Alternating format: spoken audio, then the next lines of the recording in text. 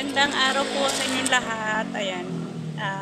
Happy Friday po. At kagabi po kasi medyo maaga akong natulog. Story time. Kagabi maaga akong natulog. Tapos sabi ko kay Lord, nag-devotion ako. Isingin ako ng mga 3:30 para magkaroon ako ng oras magbasa ng Bible, tsaka mag-devotion. Kasi minsan, nagigising ako 4:30, 4:40.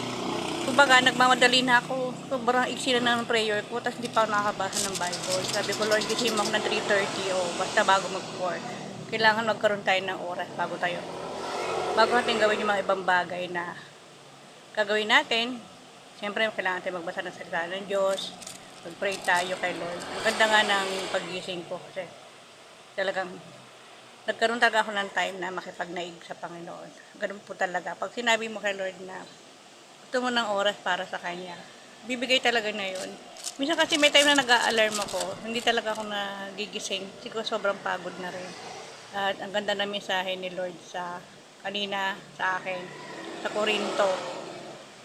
At napakabuli talaga ng Diyos dahil sabi nga, ang tunay na diba, yung panghawakan natin yung mga pangako ng Diyos. Kasi yung mga katulad na nananampalataya sa Kanya, ay pagkakaloob niya yung ating mga kahilingan. Although hindi man niya bibigay ng biglaan. Siyempre, tatlo lang naman yung sagot ng Panginoon. Yes, no, or wait. Mag-intay ka kung kailan niya ibibigay yun. Basta magtiwala ka lamang sa Kanya. Ayan, katapos lang pala namin magluto. Luto na kami at maaga rin ako nag-umpisa trabaho, 4 o'clock, nagpasikaso na ako dito sa almusal at nagpapasalamat ako lagi sa Panginoon dahil siya nagbibigay ng kalakasan sa akin at tunay nga na pinanggaling na ako ng Panginoon kasi noon nga noong December, di ba, panay ang post ko na sa mapakaramdam ko, sumusumpong yung aking vertigo.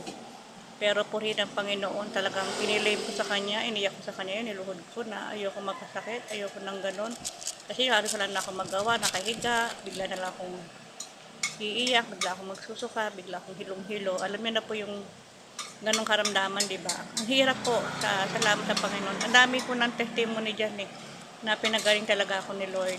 Noong 2018, pinagaling din niya ako sa akin. Nagkaroon kasi ako ng bukol sa dede noon.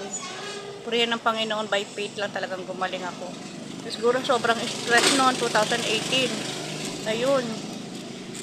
For ano na sana yun for biopsy na, pero hindi ko pinagawa dahil alam ko si Lord pa rin yung dakilang manggagamot.